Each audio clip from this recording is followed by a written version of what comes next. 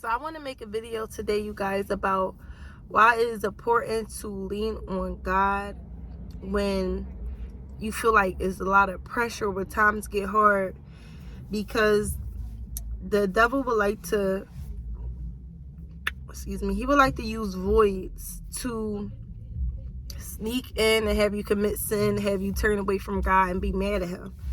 So, for example, a death, losing a loved one is hard. Like, it's sad, it's you grieving, you like, why, you're questioning why.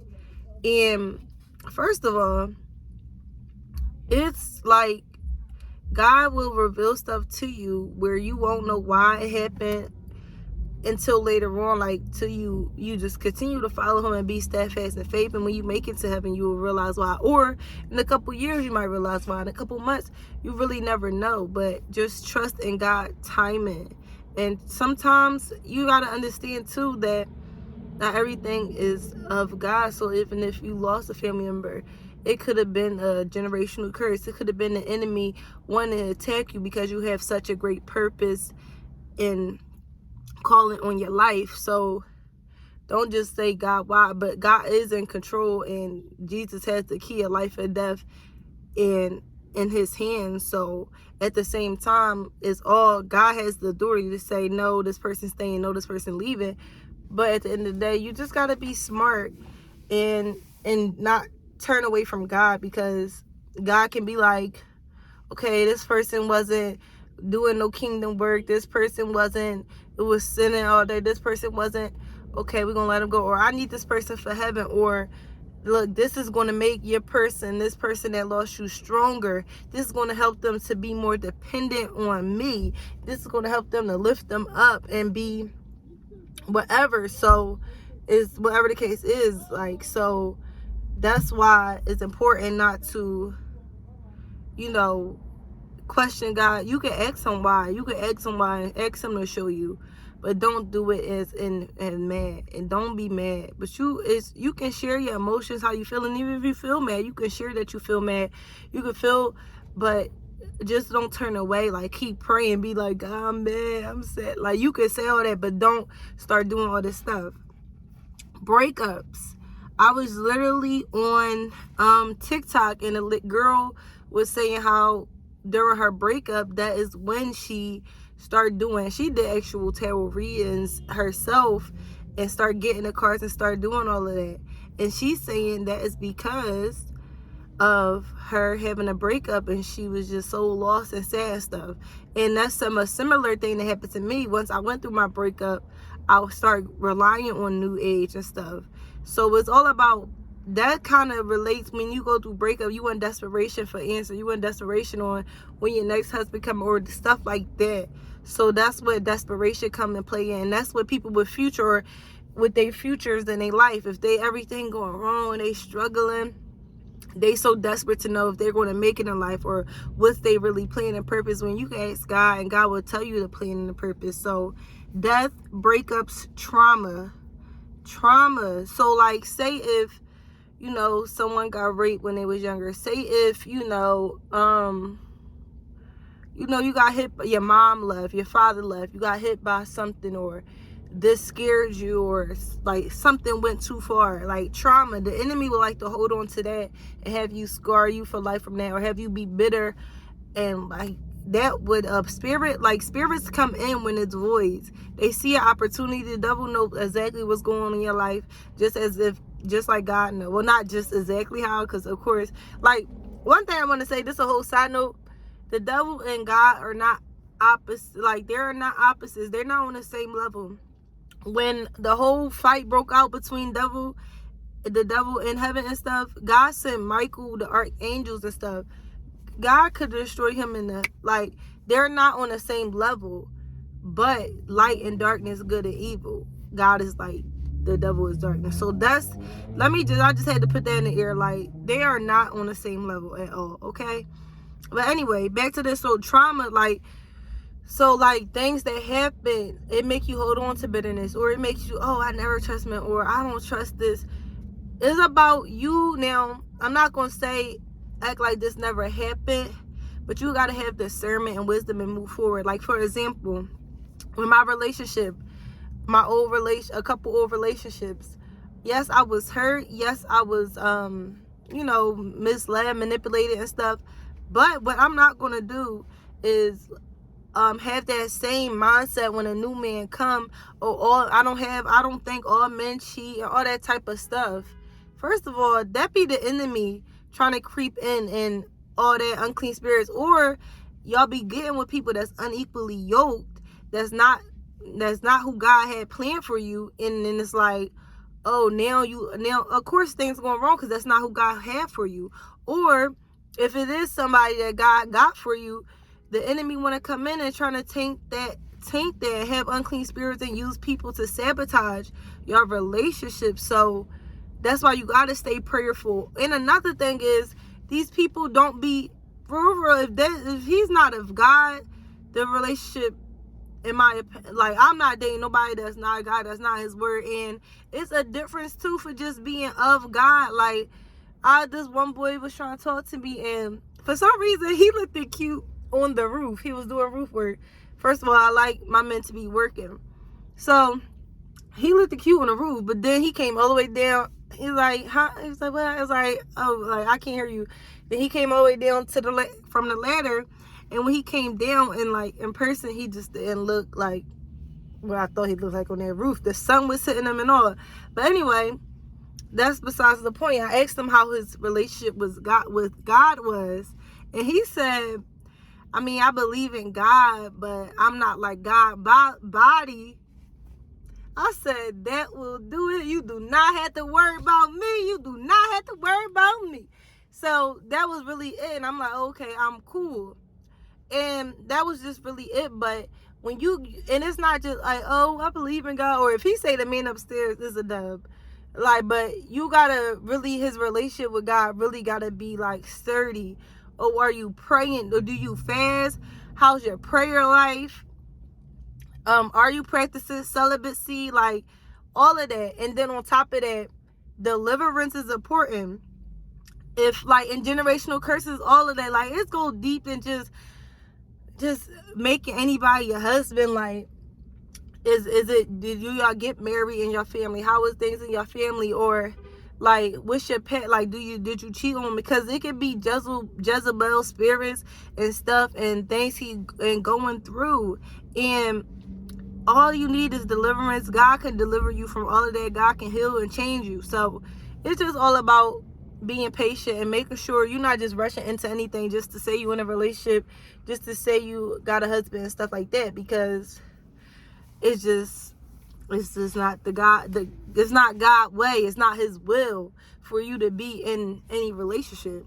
But anyway, trauma. So yeah, the enemy will try to use trauma, something that happened in your childhood, something with a woman, and now you can't trust women, or something, like all types of stuff. The enemy will like to use trauma against you. Now you bitter, you gossip about people 24/7 because you caught somebody gossiping about you or something like that. Did that lady drop something? I swear I seen her drop something. Oh yeah, she see it. All right, cool. I was just about to say, I'm glad. Cool. Okay, so anyway, abuse.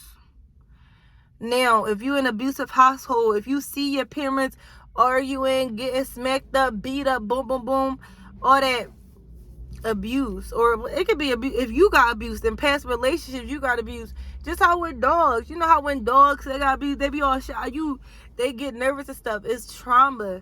So you just got to be able to heal, get therapy, talk to God, and ask God, even without therapy, just say, because God is your therapist. Like, I'm not against going getting therapy.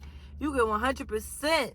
I am for getting therapy and talking to a Christian therapist, but God can real life be your therapist. Like, you part by part, piece by piece, like God will really start healing you and putting the pieces back together. Like, I am the witness. Like, God will definitely help you to, like, get back together in certain things and build certain things, see your faults, see why this was caused, or why you tend to do that, and everything. Like, God is a healer.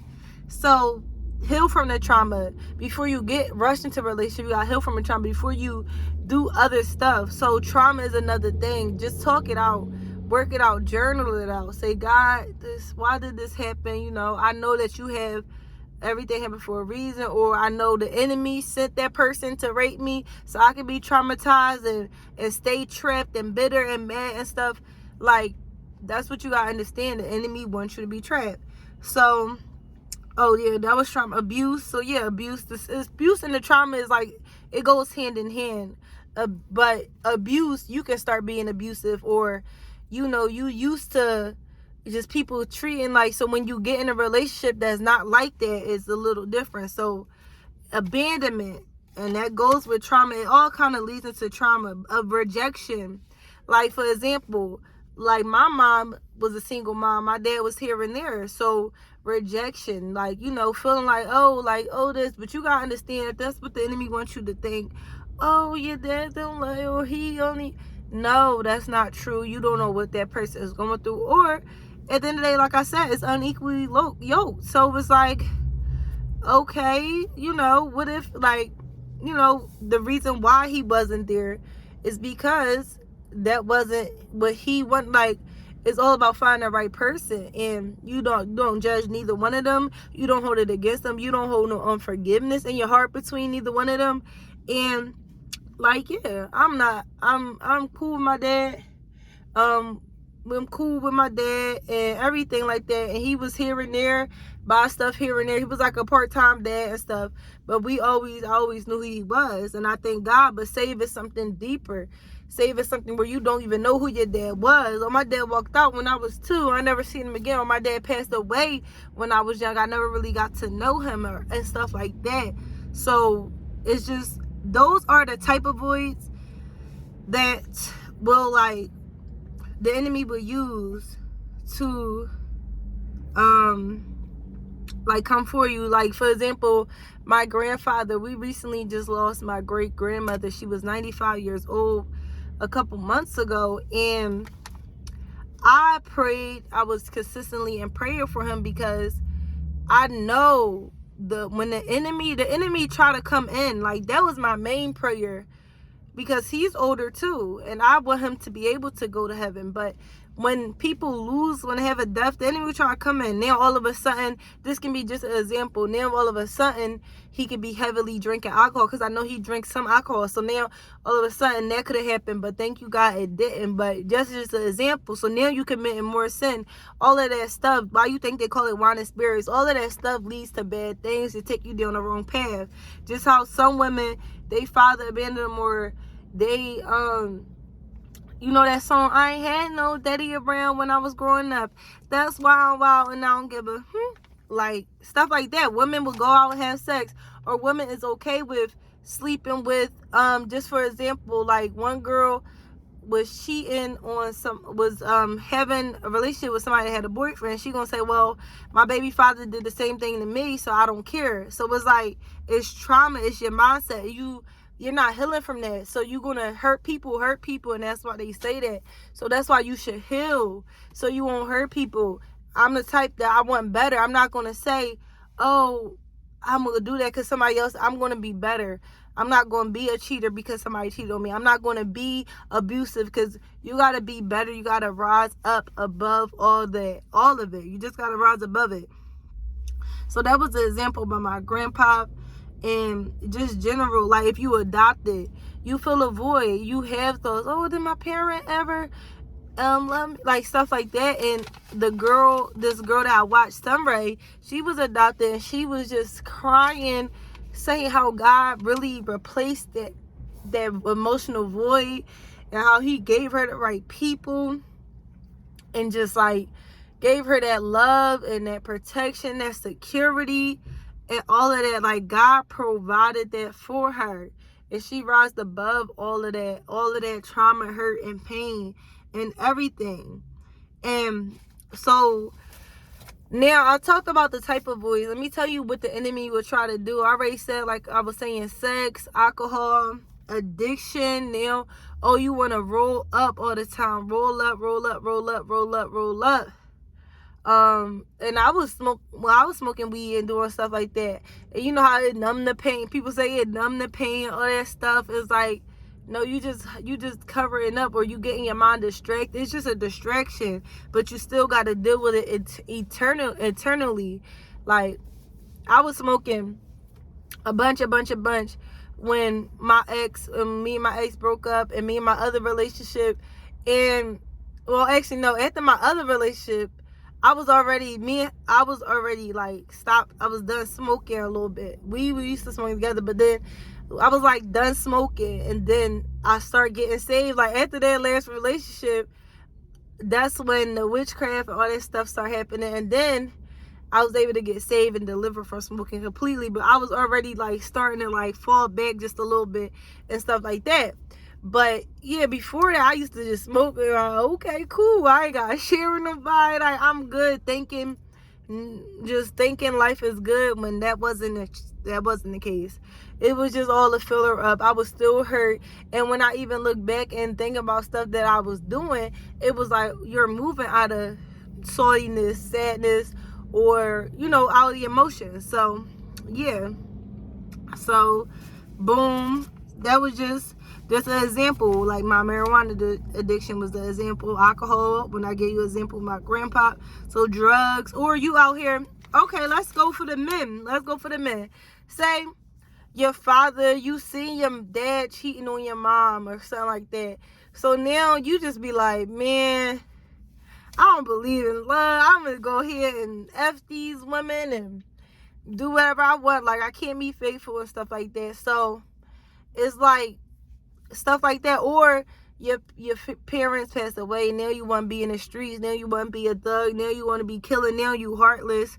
It's a bunch of stuff. Or, oh, my dad didn't care with me, man. I don't care. Or my baby dad traumatized me. He used to hit me. I don't take these guys personal. Everybody, like, y'all gotta stop with the generalization of all men cheat, all men lie, all women is thoughts, boom, boom, boom, all that stuff. The right person, it's not many people that follow God and be on the right page, but the right person is gonna come to you long as you consistent in prayer and persistent in prayer and doing what you need to do. Like, trust me, you'd be surprised how God worked things out. Okay, that's really what I gotta say for that. I'm trying to think if there's anything else I need to touch off paper, but that's all I want to say is that the enemy. Okay, but I talked about a lot of bad stuff. Let me give y'all a solution. Let me give you solutions.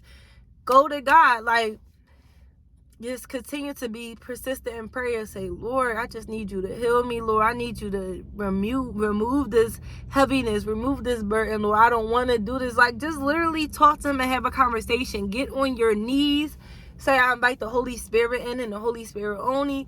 Lord, I need you to start working in my life on this situation. I don't want to be in the same patterns as my father. I don't want to do this. I don't want to have trauma from this. I don't want to be an abuser. Just speaking, like God says, power of life and death in the tongue.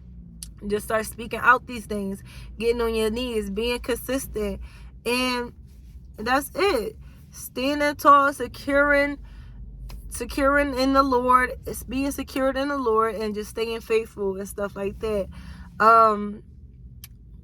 It was one more thing I had to say, but I just forgot real quick. But I'm telling you, it's going to take work. Don't give up too, because that's when the devil see you. Oh, that's what I was going to say. But when the devil see you trying to change stuff, it's going to be temptation. All of a sudden, you like free, for example, you free from sex addiction or porn addiction. Next thing you know is a Pornhub having a whole special or something like that, or it's like exclusive content HD or something like that for free or something like that.